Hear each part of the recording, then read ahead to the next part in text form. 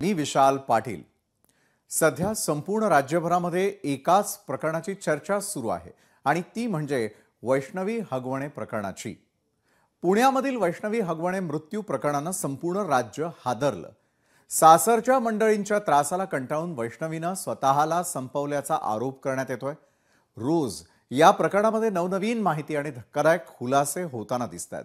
असं म्हणतात की कुणी मेल्यानंतर त्या व्यक्तीबाबत वाईट बोलू नये, मात्र काही जण आपल्या स्वार्थासाठी माणुसकी विसरतात आणि उचलली जीभ आणि लावली टाळ्याला असं कृत्यही करतात। त्यामुळे एक तीव्र सणक डोक्यात जाते। बुधवारी वैष्णवी हगवणे प्रकरणी कोर्टात सुनावणी पार पडली आणि यावेळी हगवणेच्या वकिलांना वैष्णवीच्या चारित्र्यावरती बोट ठेवण्याचा प्रयत्न केलाय। तसंच वकिलांना असे काही युक्तिवाद केले की त्यानं घरगुती हिंसाचाराची व्याख्याच बदलून टाकली आहे। त्यामुळे संपूर्ण राज्यभरामधून हगवणेच्या वकिलाविरोधात संतापाची लाट आहे। तर दुसरीकडे संपूर्ण देशात पुन्हा एकदा कोरोनाचा फैलाव होताना दिसतोय। केरळसह दिल्ली आणि मुंबईतही कोरोना रुग्ण संख्येमध्ये कमालीची वाढ होताना दिसते। दरम्यान एलॉन मस्क आणि डोनाल्ड ट्रम्प यांच्यामध्ये वितुष्ट असल्याचं दिसतंय, कारण मस्क यांनी डॉजमधील आपल्या पदाचा राजीनामा दिलाय। यासह इतरही महत्त्वाच्या बातम्यांचा आढावा आपण घेणार आहोत आजच्या न्यूज प्लॅनेटमध्ये। हगवणे कुटुंबाच्या वतीनं वकील विपुल दुशिंग यांनी न्यायालयात केलेल्या युक्तिवादामुळे आता नवा वाद निर्माण झालेला आहे। त्यांच्या विधानावरती समाज माध्यमातून आणि सामाजिक कार्यकर्त्यांकडून संताप व्यक्त होतोय।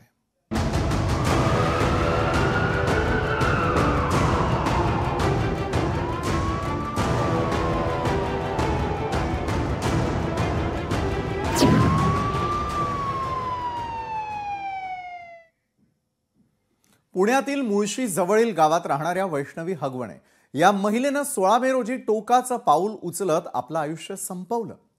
हुंड्यासाठी सासरच्यांकडून तिचा छळ होत होता आणि त्यामुळे तिची आत्महत्या नसून ही हत्या असल्याचा दावा वैष्णवीच्या कुटुंबियांनी केला। तर या प्रकरणी सध्या तिचा पती, नणंद, सासू-सासरे आणि दिराला पोलिसांनी अटक केलेली आहे। कोर्टानं वैष्णवी हगवणेच्या पती, सासू आणि नणंदेला एकूण 14 दिवसांची न्यायालयीन कोठडी सुनावलेली आहे। तर वैष्णवीच्या सासऱ्याची आणि दिराची पोलीस कोठडीमध्ये रवानगी करण्यात आलेली आहे। मात्र बुधवारी जेव्हा त्यांची पोलीस कोठडी संपली होती तेव्हा त्यांना कोर्टासमोर हजर करण्यात आलं। यावेळी हगवणे कुटुंबाची केस लढणारे वकील विपुल दुशिंग यांनी असा काही युक्तिवाद केला की सर्वत्र त्यांच्या विधानांवरून संतापाची लाट उसळली। दुशिंग यांनी चक्क वैष्णवीच्या चारित्र्यावरती बोट उचलत तिच्यावरती नको नको ते आरोप केले। तसंच नवऱ्यानं मारहाण करणं हा कौटुंबिक हिंसाचार होऊ शकत नाही असा जावई शोधही कायद्याचं शिक्षण घेतलेल्या वकील विपुल दुशिंग यांनी लावला। त्यांनी बुधवारी तर कोर्टात नेमकी काय वादग्रस्त विधानं केलेली आहेत याचा अगदी थोडक्यामध्ये आपण आढावा घेऊयात। तर नेमकं ते काय काय म्हणालेले आहेत त्यावरती आपण एक नजर टाकूयात। वैष्णवीच्या चारित्र्यावरती बोट ठेवण्यात आलेला आहे। वैष्णवीचे नको त्या व्यक्तीसोबत संबंध होते असा युक्तिवाद करण्यात आला। त्यानंतर त्या व्यक्तीकडून नकार आला म्हणून आत्महत्या केली असेल असा युक्तिवादही हगवणेच्या वकिलांचा आहे। तर तिसरा युक्तिवाद काय सांगतो तर 18 तारखेला त्या मुलाचा साखरपुडा झाला त्यासाठी ती त्याला कॉल करत होती। मात्र सरकारी वकिलांनी युक्तिवाद केलाय वैष्णवीच्या शरीरावरती जखमा दिसलेल्या आहेत त्याचा तपास करायचा आहे। मग आरोपींचा मोबाईल हस्तगत करायचा आहे, त्यात शूटिंग असण्याची शक्यता सरकारी वकिलांच्या युक्तिवादात समोर येते। हगवणेचे वकील त्यावरती काय युक्तिवाद करतात तो आता पाहूयात। ते म्हणतात हगवणे कुटुंबाकडे 5 कोटींच्या गाड्या, 40 लाखाच्या गाडीसाठी ते छळ का करतील असा प्रतिसवाल त्यांनी उपस्थित केला। तर प्लास्टिकच्या छडीनं मारहाण याला हत्यार म्हणायचं का असा देखील युक्तिवाद हगवणेंचे वकील करतात। नवऱ्यानं बायकोच्या कानाखाली मारणं म्हणजे छळ आहे का असा देखील आणखी एक प्रतिप्रश्न त्यांनी उपस्थित केला युक्तिवादादरम्यान। तर अनेकदा तिने आत्महत्या करण्याचा प्रयत्न केल्याचा दावा हगवणेच्या वकिलांनी युक्तिवाद करत असताना केलेला आहे। तर एकंदरीत कोर्टरूम मध्ये काय घडलेलं आहे ते आपण जाणून घेण्याचा प्रयत्न केला। मात्र या संपूर्ण युक्तिवादादरम्यान वकील विपुल दुशिंग यांनी घरगुती हिंसाचाराचा जो मुद्दा मांडला त्यावरून ते न्यायव्यवस्थेची खिल्ली उडवतायत की काय असा प्रश्न या निमित्तानं उपस्थित झालाय। कारण हे संपूर्ण प्रकरण हुंडाबळीचं असून यात घरगुती हिंसाचाराचाही समावेश आहे आणि वकील दुशिंग यांचं म्हणणं आहे की नवऱ्यानं मारहाण करणं हा कौटुंबिक हिंसाचार होऊ शकत नाही. मला असं वाटतं की दुशिंगजी जेव्हा कायद्याचं शिक्षण घेत होते ना, तेव्हा घरगुती हिंसाचाराची व्याख्या शिकवली जात असताना ते कदाचित वर्गात गैरहजर असतील आणि त्यामुळे त्यांना ती समजली नसावी किंवा त्यांनी तिचा अभ्यासच केला नसावा. त्यामुळे घरगुती हिंसाचाराची नेमकी व्याख्या काय आहे हे त्यांना अगदी सोप्या भाषेत आपण सांगू इच्छितोय आणि ते समजावून घेण्याचा आपण प्रयत्न करूया. तर कौटुंबिक हिंसाचार म्हणजे काय, कायदा या संदर्भात काय म्हणतो? घरगुती हिंसाचार म्हणजे कुटुंबातील सदस्यांकडून इतर सदस्यांवरती होणारा कोणताही शारीरिक, मानसिक, लैंगिक, आर्थिक किंवा भावनिक छळ, ही खरं तर व्याख्या आहे. घरगुती हिंसाचार केवळ शारीरिकच नसतो, तर तो मानसिक स्वरूपाचा असू शकेल, आर्थिक असू शकतो आणि लैंगिक स्वरूपाचा देखील असतो.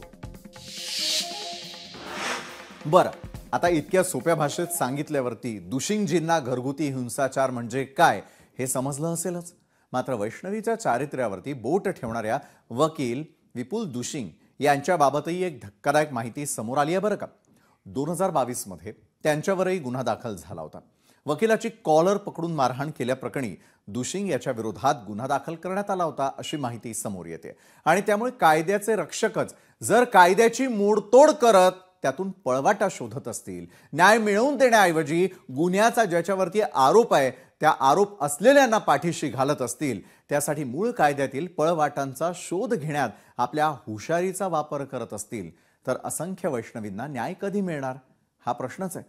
आणि याच संदर्भामध्ये अधिक चर्चा करण्यासाठी आज आपल्या सोबत न्यूज प्लॅनेटमध्ये आपण आमंत्रित केलेला आहे सामाजिक कार्यकर्त्या अंजली दमानिया यांना, राष्ट्रवादीच्या प्रवक्त्या रुपाली ठोंबरे पाटील, ठाकरेंच्या शिवसेनेच्या पुण्यातील महिला आघाडीच्या रेखा कोंडे आणि माजी आमदार रवींद्र धंगेकरही आपल्यासोबत जोडले गेलेले आहेत. मात्र आजच्या या चर्चेला सुरुवात मी सामाजिक कार्यकर्त्या अंजली दमानिया यांच्यापासून करेल. अंजलीजी, वैष्णवी प्रकरणामध्ये हगवणेच्या वकिलांचा युक्तिवाद थेट वैष्णवीच्या चारित्र्यावरती बोट ठेवणार आहे. वकिलांना तरी युक्तिवादावेळी थोडंसं भान ठेवावं असं वाटतं का तुम्हाला? त्यांच्या या टिप्पणीवरती तुमची काय पहिली प्रतिक्रिया आहे? इतका राग आला या माणसाचा. हा माणूस म्हणजे हे वकील स्वतःला म्हणवतात, त्यांना स्वतःला कळत नाहीत, SOP साध्या कळत नाहीत की बाहेर काय बोलावं, कोर्टात काय बोलावं, तुम्हाला जे मांडायचंय त्या अमुक गोष्टी कोर्टात मांडल्या पाहिजेत आणि तुम्हाला फॉर बोलायचंय, अगेन्स्ट बोलायचंय, जे बोलायचंय बाहेर येऊन काय बोलायचे याच्या काही मर्यादा असतात. एवढंच नाही, मला तर त्यांनी जे कॅरेक्टर असॅसिनेशन केलं, तिच्याबद्दल जे बाकीचं ते बोलले, म्हणजे प्लास्टिकची छडी हे काही हत्यार आहे का, आणि तिला जे नवऱ्याने थप्पड मारली, माझं तर डोकं इतकं फिरलं. मी म्हटलं माणूस आहे का काय आहे? म्हणजे वकील असून डोमेस्टिक व्हायलन्सचं जर तो समर्थन करत असेल, तर अशा व्यक्तीला वकील म्हणून त्या पदाचा त्याला गरिमा जर ठेवता आली नाही, तर त्याची सनद रद्द झाली पाहिजे. म्हणूनच मी माझ्या काही जवळच्या कार्यकर्त्यांना सांगितलंय, तुम्ही तिथे बार असोसिएशन पुण्याच्या तिथे जाऊन एक अर्ज द्या आणि त्यांना विनंती करा की यांची सनद रद्द झाली पाहिजे. त्यांनी केलेल्या सगळ्या केसेसची चौकशी केली की बाबा यांनी आतापर्यंत काय काय केसेस लढल्या. त्याच्यात जेव्हा मला कळलं की बाबा 39 मुलींचा म्हणजे त्यांचं लैंगिक शोषण झाल्याचं एक FIR होता, पॉक्सो अंतर्गतचा FIR, आणि कोणी केलं होता? ZP शाळेच्या प्रिन्सिपलनी केलं होतं एका शिक्षकाविरुद्ध. त्या शिक्षकाची केस ते लढले. पॉक्सो मधनं ज्या 39 मुलींचं त्यांनी लैंगिक शोषण केलं होतं, अशा शिक्षकाला बाहेर काढण्याचं कृत्य जर हे बाईसाहेब करत असतील, त्यांना काय म्हणायचं? एवढंच नाही तर आपल्याला आठवत असेल, राहुल शेट्टी नावाचे जे शिवसेनेचे लीडर होते, त्यांच्या 9च्या 9 अक्युज्डना ॲक्विटल करण्यासाठी लढणारे जे वकील होते ते देखील विपुल दुशिंगच होते. एवढंच नाही, पोर्शे प्रकरणात आपण बघितलं की जे डॉक्टर्सनी जी ब्लड सॅम्पल्स बदलली, त्या डॉक्टर्ससाठी पण लढणारे वकील हे परत विपुल दुशिंग होते. गँगस्टर गजानन मारणे, ज्यांनी आपल्याला आठवत असेल की जेलमधनं बाहेर निघाल्या मिरवणूक काढली होती, त्या गजानन मारणेचे सुद्धा वकील पुन्हा हेच विपुल दुशिंग होते. आता मला इतरही अनेक माहिती त्यांच्याबद्दल मिळत जाते, ते ऐकून मला खरंच शॉक बसला. नंतर गँगस्टर संतोष शिंदे, यांचं जे अप्पासाहेब लोंढे प्रकरण होतं, त्याच्यात सुद्धा पुन्हा हेच विपुल दुशिंग होते. आता त्यांनी क्रिमिनल्सची केस लढावी, नाही लढावी त्यांचा हं. प्रॉब्लेम आहे आणि त्याच्याबद्दल आपण काहीच बोलू बरं. शकत नाही.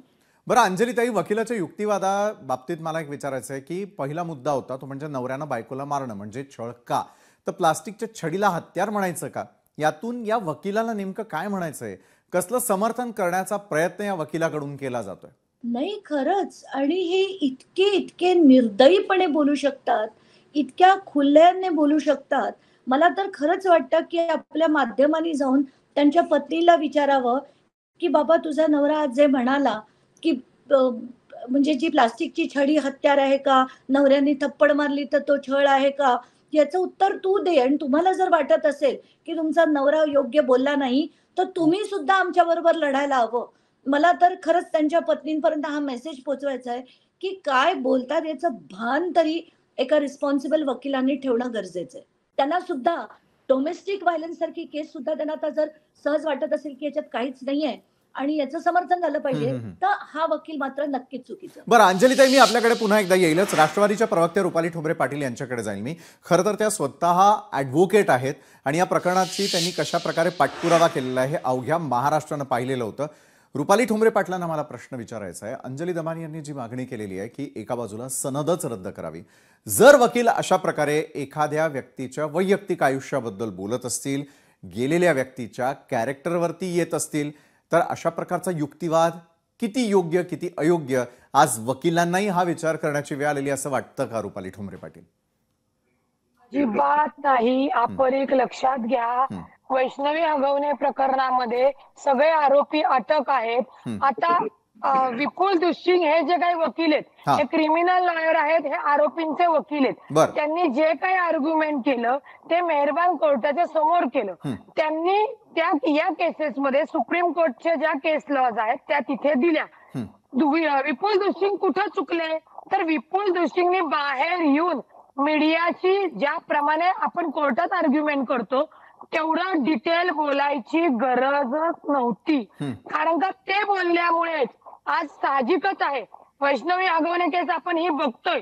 आपण प्रथम दर्शनी बघत आलो की तिच्या अंगावर असलेल्या खुणा 30 खुणा, त्याच्यानंतर तिला वेळोवेळी मागणी करण्यात आलेली, कसपेटांनी तिची मागणी हगवण्यांची मागणी पूर्ण केलेली, या सगळ्या गोष्टीपर्यंत आपण आलेलो आहोत. पण आरोपींना सुद्धा कोर्टामध्ये स्वतःची बाजू मांडण्याचा पूर्ण अधिकार असतो आणि तेच आरोपीची बाजू या वकिलांनी तिथे मांडली. बरं, दुशिंग यांनी माध्यमांशी बोललं हे आपल्याला पटत नाही रुपालीताई. मात्र हिंसाचारासंदर्भात, घरगुती हिंसाचारासंदर्भात त्यांनी केलेला दावा एक वकील म्हणून तुम्हाला पटतो? एक लक्षात घ्या, कौटुंबिक हिंसाचाराची ज्या डेफिनेशन्स आहे त्याच्यात शारीरिक, मानसिक एक चापट मारू द्या नाही तर 4 चापट मारू द्या. आता वैष्णवी हगवण्याच्या विषयात काय, तिला ज्या काही 4 चापटी मारल्यात तो कौटुंबिक हिंसाचारच आहे. पण ही तक्रार कोण करू शकतं? वैष्णवी करू शकत होती. वैष्णवी या जगात नाहीये. आता वैष्णवीला आत्महत्येला प्रवृत्त आणि इतर या सगळ्या हुंडाबळीचे सगळे सेक्शन्स लावण्यात आलेले आहेत. त्याच्यामुळेच मी मगाशी मीडियावर सांगितलं की 4 चापटी मारल्या म्हणून कौटुंबिक हिंसाचार होत नाही असं कुणीही, जे बघणारे प्रेक्षक आहेत, महाराष्ट्रातील मतदार आहेत किंवा जे पुरुष मंडळी आहेत त्यांनी समजू नये.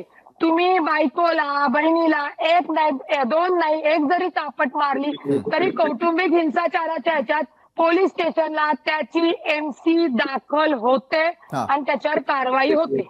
परंतु वैष्णवी हगवण्याच्या केसमध्ये विपुल दुशिंगनी जो काही त्यांच्या अशिलाची जी बांधणी केली ती मेहरबान कोर्टासमोर केलेली आहे. मेहरबान कोर्टाने ती मान्य केली आहे का? तर नाही. कोर्टासमोर आरोपींची पण बाजू मांडली जाते आणि फिर्यादीची पण बाजू मांडली जाते. ते खरं खोटं पुरावे करण्याचा निर्णय हा जज साहेबांचा आहे. तो कुणीही इतर त्याच्यामध्ये डायरेक्ट आपण कुठल्या पॉइंटवर किंवा निर्णयावर येऊ शकत नाही. आता आज जी न्यायालयीन कोठडी झालेली आहे, 16 तारखेला हा गुन्हा घडलेला आहे. पोलिसांची 14 दिवसाची पोलीस कस्टडी ही पूर्ण झालेली आहे. जर मोकोका वगैरे मोका असेल तरच ती पोलीस कस्टडी वाढवता येते आणि त्या 14 दिवसाची कस्टडी झाल्यामुळे त्यांची न्यायालयीन 14 दिवसाची, आता ती 14 दिवसांनी वाढते. बरं, बघूया. अजूनही तपास चालू आहे. निश्चित काय होतं त्याच्यामुळे काय नाही हे चार्जशीट कळत राहील. आपल्याला मात्र पाठपुरावा सध्या जो करायचा आहे. युक्तिवाद केला जातोय त्या अनुषंगाने आपली चर्चा सुरू आहे. रेखा कोंडे आपल्याकडे येण्याआधी आमदार रवींद्र धंगेकर यांच्याकडे जातो. माजी आमदार आहेत रवींद्र धंगेकर. रवींद्र धंगेकरजी, पुण्यात जे घडलं त्याच्यानं महाराष्ट्राची मान शर्मेनं खाली झुकली. मात्र ज्या प्रकारचा युक्तिवाद एखादा पुरुष वकील त्या ठिकाणी जाऊन करताना दिसतोय त्याचं समर्थन करणं किती योग्य? मान्य आहे की दोन्ही बाजू न्यायालय हे ऐकून घेत असतं.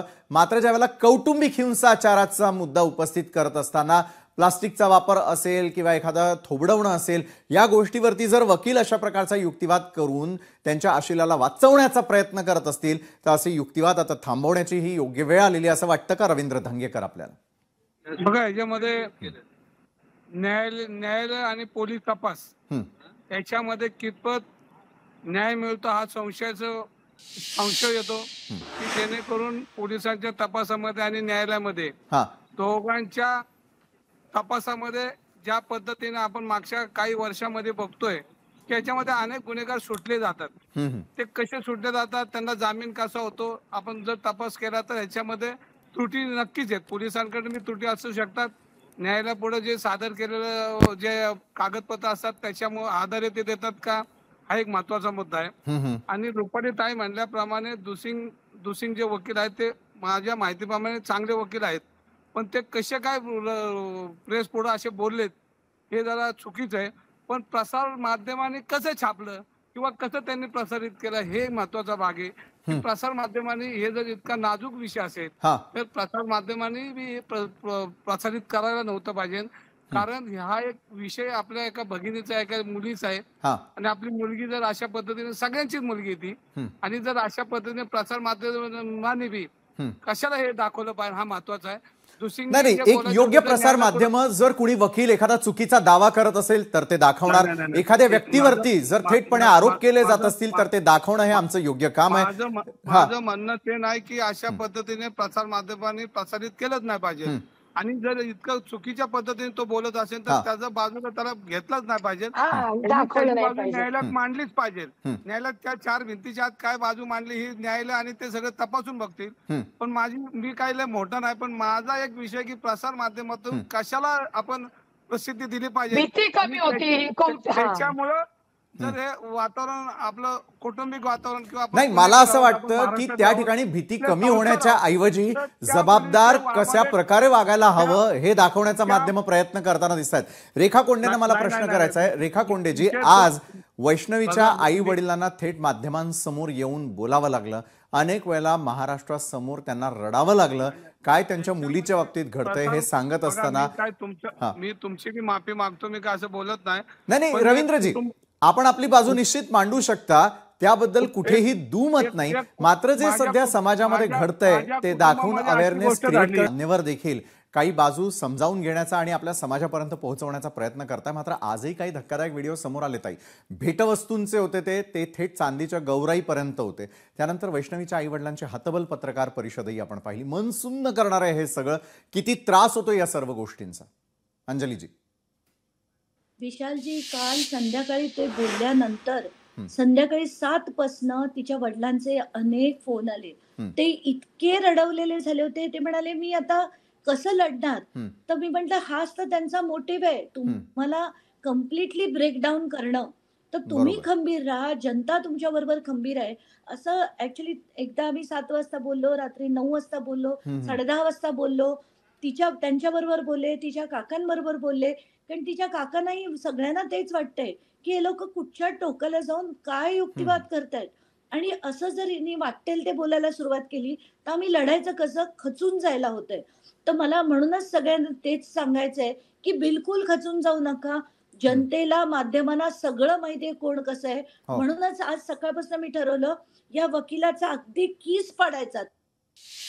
बरोबर आहे. रुपालीताईंना मला पुढचा प्रश्न आहे. खरं तर रुपालीताई, युक्तिवादातील मुद्दा पहिला तो म्हणजे नवऱ्यानं बायकोला मारणं म्हणजे छळ का, तर प्लास्टिकच्या छडीला हत्यार म्हणायचं का, हा दुसरा युक्तिवाद.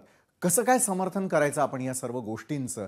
आज महिलांना आपल्या हक्कांबद्दल माहिती असायला हवं, कौटुंबिक हिंसाचाराबद्दल माहिती असायला हवं. मात्र एक वकील ज्यावेळेला अशा प्रकारचे थेट 2 प्रश्न उपस्थित करतो, 2 मुद्द्यांना हात घालतो, खरोखर कसलं समर्थन करतोय हा वकील असं आपल्याला वाटतं? आपण कुठल्याही गोष्टीचं, या ज्या काही दोन गोष्टी आहेत हा.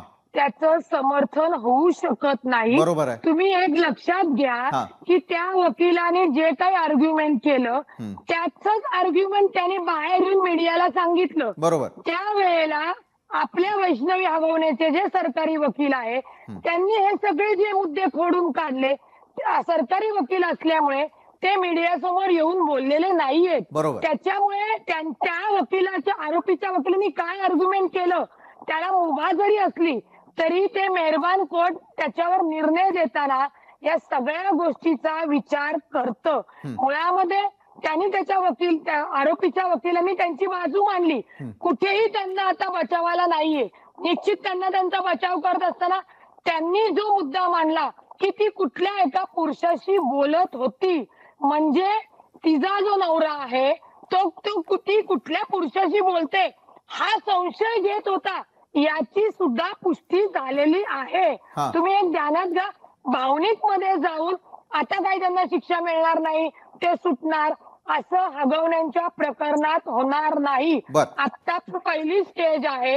आता हे जेव्हा न्यायालयीन कोठडीमध्ये जाणार, तुम्हाला सांगते याच्यात सरकारी वकील म्हणून श्री राजेश कावेडिया यांना अपॉइंट करावं म्हणून सांगितलेलं आहे. आत्ताच जे काही आरोपीच्या वकिलाने स्टेटमेंट केले, त्यांनी जो केस लॉ दिला ना की 4 कानाखाली मारल्या म्हणजे हिंसाचार होत नाही, तो सुप्रीम कोर्टातल्या एका केस मधलं जजमेंट होतं. ते त्यांनी जसंच्या तसं या केसमध्ये दिलं. ही केस त्या प्रकारची आहे का, तो केसला या केसला बसतो का, याचा सगळा टेक्निकल निर्णय मेहरबान न्यायाधीश घेत असतात. मला माहितीये की या वकिलाच्या स्टेटमेंटनी मन दुखावली गेली. तुमचं आमचं सोडून द्या, त्या आई वडिलांना काय वाटत असेल, ज्या मुलीने प्रेमविवाह केला, तिच्यासाठी 2-2, 3-3 कोटी रुपये खर्च केले आणि आता स्वतः एकतर सगळे ते हगवणे प्रकरण जे आहे ती सगळी विकृत माणसं आहेत. त्यांच्या एके स्टेट सगळे विकृत आहेत. लक्षात घ्या, चांदीची भांडी दिली होती, जप्त केली, गाडी दिली होती, जप्त केली. मुळामध्येच वैष्णवीला त्या पैशासाठीच त्या ससांनी जाळ्यात तर टाकलं नाही ना, हे पुढे तपासाचा भाग आहे. हे सगळं चार्जशीट मध्ये येईल. हगवणे कुटुंबाला 100% हुंडाबळी आणि तिला आत्महत्येला प्रवृत्त करणे या केसमध्ये त्यांना शिक्षा होणार, एक वकील म्हणून मला खात्री आहे.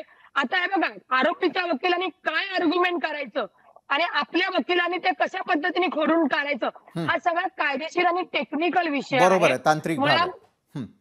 तांत्रिक भाग आहे. त्याच्यामुळे ज्या आवेशात त्यांनी बाहेर येऊन, आता आरोपीचा वकील म्हणतोय की मला मीडियाने विचारलं, आणि मीडिया तुला काही विचारेल, तू नो कॉमेंट सांग ना. म्हणूनच सांगितलं की आता त्याचं स्टेटमेंट ऐकून किंवा तुमच्या बातम्या ऐकून लोकांना वाटेल की बायकोला 4 कानाखाली मारू, हिंसाचार होणार नाही, तर तसं नाहीये. तुम्ही एक जरी कानाखाली मारली तरी तुझी बाई तुमच्यावर गुन्हा दाखल करू शकते. बरोबर आहे. आणि हाच गैरसमज दूर करण्यासाठी खरं तर हा खटाटोप आहे. रेखा कोंडेंना मला विचारायचं आहे, वैष्णवी यांचं चारित्र्य हनन झालं असं वाटतं का या सगळ्या आर्ग्युमेंट नंतर? ज्या पद्धतीने हगवणे आरोपींचे वकील विपुल दुशिंग यांनी प्रसार माध्यमांना जे काही अगदी सविस्तर पोड करून सांगितलं की तिचे एका व्यक्तीबरोबर नको असलेले चॅट आहेत, व्हिडिओज आहेत, तर असं जेव्हा ते बोलले तेव्हा प्रत्येकाच्या मनामध्ये एक शंकेची पाल चुकचुकली. नाही म्हटलं तरी एक वेगळा विचार डोक्यामध्ये आला. तर नक्कीच यामध्ये वैष्णवी हगवणेची हुंडाबळीमुळे तिचा मृत्यू झालेला आहे. खरं तर मृत्यू झालाय का खून झालाय हे काही दिवसातच सिद्ध होईल, परंतु याच्यामध्ये तिच्या चारित्र्यावरती शंका उपस्थित केली. आणि ती शंका उपस्थित कुणामुळे झाली, तर आरोपीचे वकील जे विपुल दुशिंग आहेत त्यांनी केलेल्या स्टेटमेंटमुळे. खरोखर जर वैष्णवी हगवणे हिचे जर असे काही चॅट्स होते किंवा तिचे काही जर व्हिडिओ होते, तर त्या तिच्या नवऱ्याला विभक्त होण्याचा मार्ग होता, तर मारण्याचा त्यांना कोणताच अधिकार याच्यामध्ये नव्हता. कायद्यामध्ये तरतूद आहे. एक्झॅक्ट बरोबर बोलला तुम्ही. मला तेच म्हणायचंय की जर ते चॅट होते, मी असं समजू की आपण वैष्णवीचे चॅट आहेत तर हगवण्यांना मारण्याचा अधिकार दिलेला नाहीये ना. अगदी त्या अगदी 30 गुन्हा मी तेच करायचा म्हणते. गुन्हा आणि कुठलाही संशय लक्षात घेऊ नका. हा आर्ग्युमेंटचा भाग आहे. वकील आणि अगदी. चारित्र्याला हनन करण्या एवढा कायदा आपला हलका नाहीये की त्यांनी संशय व्यक्त करावा.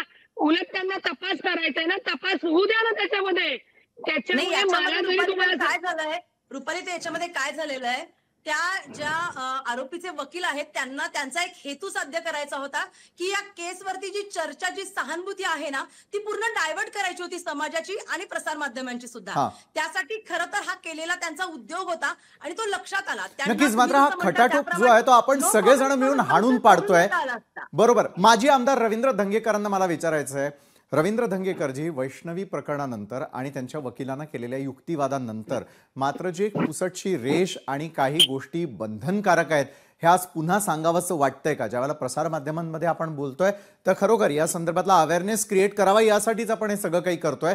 मात्र ज्यावेळेला अशा प्रकारचा युक्तिवाद केला जातो, एखादी केस डायव्हर्ट करण्याचा प्रयत्न केला जातो, त्यावेळेला या सगळ्यांची माथी ठिकाणावरती आणण्याची जबाबदारी एक माजी आमदार म्हणून आपली आहे. कारण आपण लोकप्रतिनिधी आहात. या ठिकाणी रुपालीताई ज्या आहेत त्या स्वतः वकील आहेत, रेखा कोंडे आहेत, माध्यम आहेत. सगळ्यांनी खूप जबाबदारीनं वागून हे सगळे प्रयत्न हाणून पाडणं किती गरजेचं आहे. रवींद्र धंगेकर, बघा, याच्यामध्ये जे दुसरी वकील जे बोलले का हा तपास भरकटण्यासाठी बोलले का, ह्या तपासामध्ये काय त्रुटी निर्माण करायच्या होत्या का, ह्या तपासामध्ये सर्व सहानुभूती त्या वैष्णवी ताईला मिळत होती ती कमी करायची का, तिच्याबद्दल जी सहानुभूती निर्माण झाली आता ती कमी करायची, हे त्यांच्या डोक्याचा भाग असेल, हा, व्यवसायाचा भाग असेल. पण एक माणूस म्हणून त्या मुलीवर जो अन्याय झाला त्याच्यासाठी आपण सगळ्यांनी उभं राहिलं पाहिजे. प्रसार माध्यमांनी ज्या पद्धतीने हा विषय मांडला त्याच्यामुळे तिला न्याय मिळणार आहे. कारण ज्या पद्धतीने आगवणे घर एक राजकीय घराणे आणि त्याच्यामध्ये त्यांचं पिढी जात त्यांच्या घरानं वारसा आहे राजकारणाचा आणि तो राजकारण आपण बाजूला ठेवू, पण त्यांच्या पॉवरमध्ये तिच्यावर अन्याय होतोय का, तर नाही होत. कारण सगळ्याच पक्षाच्या लोकांनी त्याच्यामध्ये आगवणे कुटुंबावर आक्षेप घेतलेले, त्यामुळे तो विषय राहत नाही. पण ह्याच्यामध्ये आपण जी चर्चा करतोय ही चर्चा जी करत असताना आपण जे दुसरी वकील चुकीचे वागले त्यांच्याबद्दल संताप आहे, त्यांच्याबद्दल सहानुभूती बी नाही. हो, कारण त्यांनी ज्या पद्धतीने बाजू मांडताना ती कोर्टात मांडायला पाहिजे होती, त्याचे ते पुरावे मांडायला पाहिजे, कोर्टाचा भाग होता. पण त्यांनी प्रसार माध्यमापाशी आपण काय बोललं पाहिजे ही जबाबदारी आपली आहे. कारण आपण एक सांस्कृतिक पुण्यामध्ये राहतो, विद्येच्या माहेर घराच्या पुण्यामध्ये, आणि पुण्याचं नाव देशाच्या जगाच्या पटलावर मोठं आहे. आणि अशा वेळेला एक वकील जर अशा पद्धतीने बोलत असेल तर ते चुकीचं आहे. परत मी प्रसार माध्यमांनी त्या अशा वकिलांवर बॅन केलं पाहिजे. आणि हे जर चुकीच्या पद्धतीने जर बोलत असेल आणि ते जर समाजामध्ये चुकीच्या पद्धतीचा संदेश आणि आपल्या संस्कृतीला घालत असेल तर त्यांना बाजूला केलं पाहिजे. आपण कोर्टाने बरेच ताशेरे ओढले पाहिजे असल्या वकिलांवरती आणि कडक ताशेरे ओढले पाहिजे. आता याच्यामध्ये रुपालीताई वकील आहेत, आपल्याला काय न्यायालयात जाऊन त्या वकिलाबद्दल काय फौजदारी कारवाई करता येते का, पोलिसांवर जाऊन त्याच्या विरुद्ध काय तक्रार करता येते का, ही बाजू तपासून घेतली पाहिजे. त्याच्या विरुद्ध काय आपल्याला गुन्हा दाखल करता येतो का, ते आपण बोललो पाहिजे. हे सगळं आता वकील म्हणून रुपालीताई बघतील, त्यातलं मला काही जास्त ज्ञान नाही. निश्चितच आहे. या संदर्भातही रुपालीताई आणि इतर मान्यवरांबरोबर आपली चर्चा अशाच प्रकारे सुरू राहणारच आहे.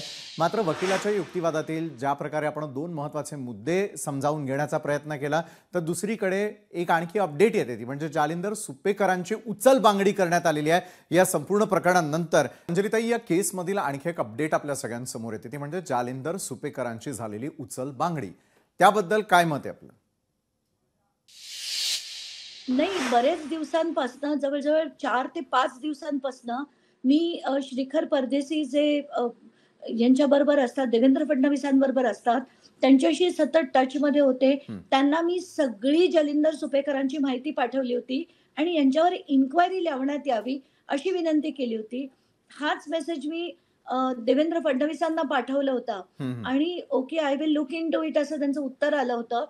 तर आत्ताच्या घटकेला आणि मला वाटतं परवाच्या दिवशी एका इंग्लिश माध्यमाने ही स्टोरी पण कॅरी केली होती की ज्या ACS होम आहेत राधिका रस्तोगी, त्यांच्याकडे माझी कंप्लेंट पोहोचली होती आणि ते त्याच्यात योग्य ती कारवाई करणार आहेत. आणि त्याच्यात असं लिहिलेलं होतं की त्या तिन्ही पदांवरनं जो अतिरिक्त भार त्यांच्याकडे होता तो त्यांच्याकडनं काढून घेण्यात येणार आहे. पण त्याच्यानंतर काहीच क्लॅरिफिकेशन नव्हतं. तर आज हे फायनल नोटिफिकेशन सरकारकडनं आलंय की नाशिकचा, मध्य म्हणजे संभाजीनगरचा आणि नागपूरचा जो सगळा अतिरिक्त पदभार ते घेऊन बसले होते याच्यातनं त्यांना आता बाजूला करण्यात आलेलं आहे. बरोबर आहे. हे झालं खरं तर केलेल्या सगळ्यात मोठ्या कारवाई संदर्भामध्ये की जालिंदर सुपेकरांची एका बाजूला उचल बांगडी झालेली आहे. रुपाली ठोंबरे पाटील यांच्याकडे जाईल मी. रुपालीताई, ब्रेकवर जाण्याआधी ज्या प्रकारे रवींद्र धंगेकरांनी देखील एक महत्त्वाचा मुद्दा उपस्थित केला की कायद्याच्या दृष्टीनं जर कोणी त्याची मोडतोड करून गैरवापर करत असेल किंवा चुकीचा कायदा हा लोकांपर्यंत पोहोचवण्याचा प्रयत्न युक्तिवादाच्या माध्यमातून केला जात असेल, त्यावेळेला कायद्याच्या दृष्टीनं कुठल्या प्रकारच्या तरतुदी आहे जेणेकरून कायद्याचा गैरवापर होणार नाही?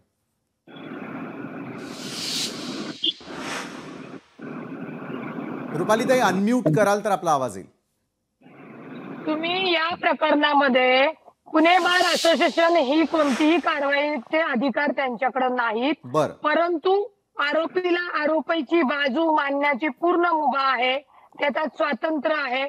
त्याच्यामुळे याच्यामध्ये जर जी काही मागणी म्हणजे सनद वगैरे रद्द करण्याचा म्हणत आहेत, त्याचा पूर्ण अधिकार कौन्सिल बारला आहे. परंतु अशा गोष्टींमध्ये लक्षात घ्या की जे काही त्यांनी कोर्टामध्ये आर्ग्युमेंट केलेलं आहे त्याच्यावर तरी म्हणजे प्रोफेशनल इथिक्स जर त्यांनी ब्रेक केले असतील तरच ती कारवाई होते. परंतु त्यांनी फक्त ज्या काही आर्ग्युमेंटच्या दारातनं मीडियाशी बाहेर येऊन बोलल्यानंतर जे बोललेलं आहे आणि ज्या काही गोष्टी झालेल्या आहेत, तर मी पुन्हा सांगते, कायदा भावनावर चालत नाही.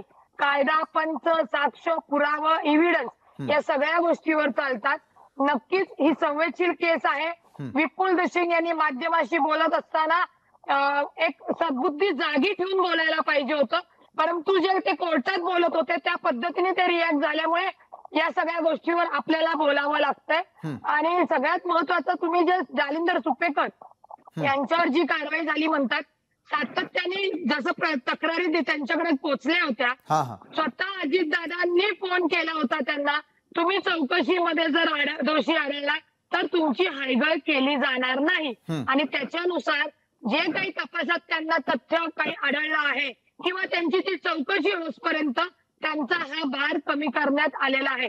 त्यामुळे ज्या ज्या सरकारी यंत्रणेने कर्तव्यात कसूर केली, गैर पद्धतीने मदत केली, त्या सगळ्यांवर 100% कारवाई ही निश्चितपणे होणार, हे या सुपेकरांच्यावर केलेल्या कारवाईवरनं दिसून येतं. बरोबर आहे. अजितदादांचा जो तुम्ही मगाशी उल्लेख केला की त्यांनी देखील यामध्ये इनिशिएटिव्ह घेतलेलं होतं. रेखा कोंडेंना मला विचारायचं आहे, रेखाजी, समाजात जर असे कुठले मतप्रवाह असतील किंवा त्याचा गैरवापर होताना दिसून येत असेल तर अशा वेळेला कुणीतरी इनिशिएटिव्ह घेऊन हे थांबवणं गरजेचं झालेलं असं वाटायला लागलेलं आहे का? कारण माध्यमं देखील त्यांची जबाबदारी योग्य रीतीनं पाळत असताना कुठलेही गैरसमज पसरू नये यासाठी जितके सजग आहेत, तशाच प्रकारे या प्रकरणांमध्ये जर कुणी खतपाणी घालत असेल, कुणी दोषींना वाचवण्याचा प्रयत्न करत असेल तर त्यावेळेला आपण सगळ्यांनी एकत्र येऊन आवाज उठवणं किती गरजेचं? रेखाजी.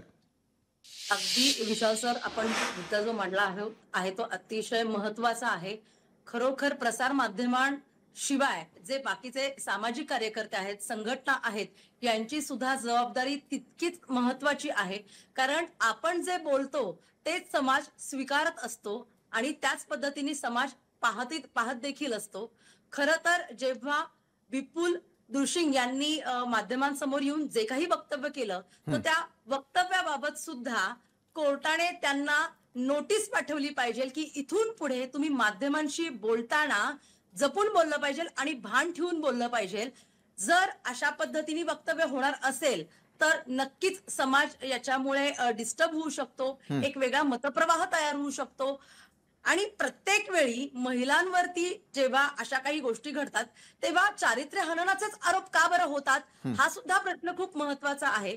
मागील काही महिन्यांपूर्वी जेव्हा स्वारगेट बलात्कार प्रकरण झालं तेव्हा त्यामध्ये देखील सुद्धा त्या मुलीवरती चारित्र्य हननाचेच आरोप केलेले होते. म्हणजे जेव्हा काहीच सापडत नाही महिलेच्या विरोधात बोलण्यासाठी किंवा त्याच्यातून पळवाट काढण्यासाठी, तेव्हा केवळ चारित्र्य हननाचे, तिच्या चारित्र्यावरती शिंतोडे उडवण्याचं काम आरोपीचे वकील करतात आणि याला कुठेतरी पायबंद बसला पाहिजे. तुमच्याकडे जर पुरावे आहेत ना तर तुम्ही ते कोर्टात सादर करा. जसं रुपालीताई म्हणाल्या, भावनेवरती कोर्ट चालत नाही, तर पुराव्यांवरती कोर्ट चालतं. मग तुम्ही पुरावे द्या आणि त्याच्यानंतर तुम्ही तुमची वक्तव्य प्रसार माध्यमांसमोर करा. तुम्ही आधीच सगळ्या गोष्टी उघड का करत आहात की जे अजून तुम्ही सादरही केलेलं नाहीयेत? तर त्याच्याबद्दल सुद्धा वकिलांची सुद्धा तितकीच जबाबदारी आहे आणि तितकीच प्रसारमाध्यमांची आणि सामाजिक कार्यकर्ते आणि संघटनांची देखील सुद्धा आहे. बरोबर आहे रवींद्रजी, मी आपल्याकडे येईल. या संपूर्ण प्रकरणामध्ये आपण पाहिलं की कौटुंबिक हिंसाचार प्रकरणामध्ये अनेक वेळेला महिलांवरती अनन्वित अशा प्रकारचे अत्याचार होतात.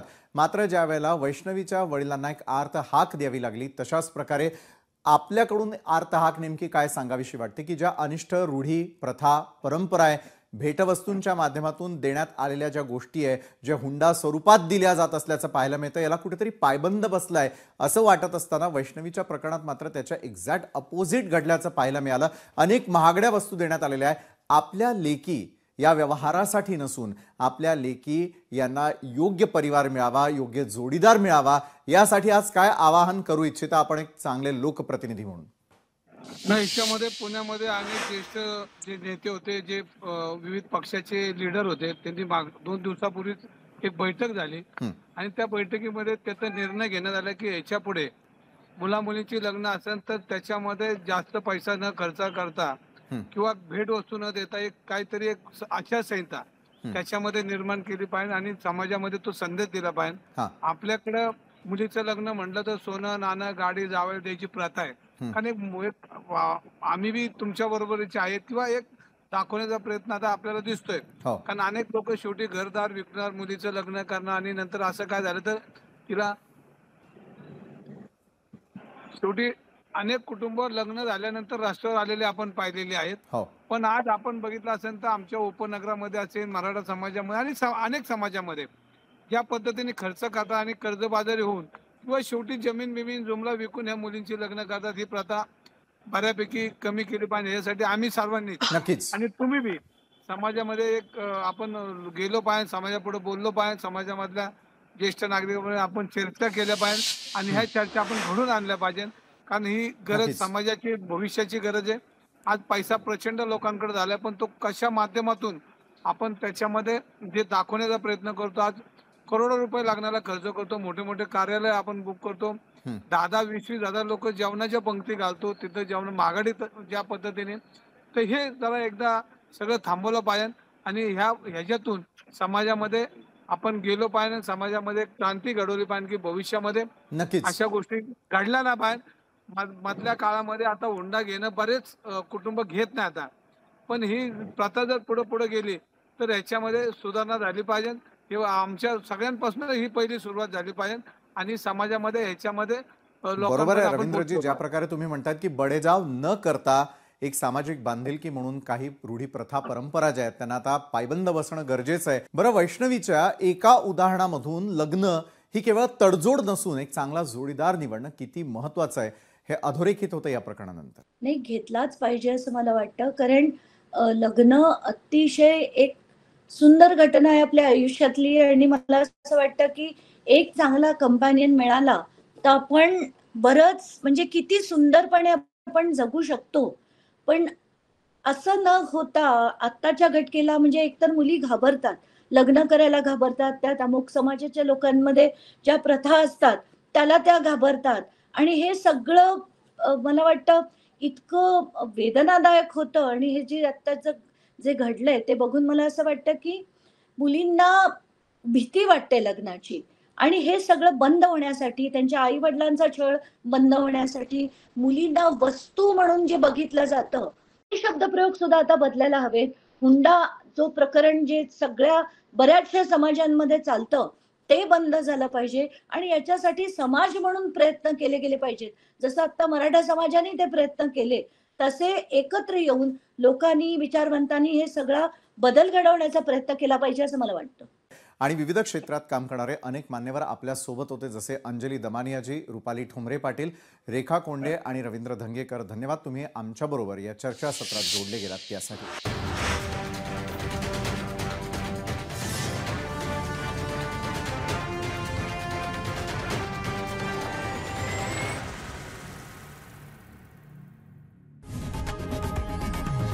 लोकशाही मराठी ऐका, पहा, जागरूक रहा.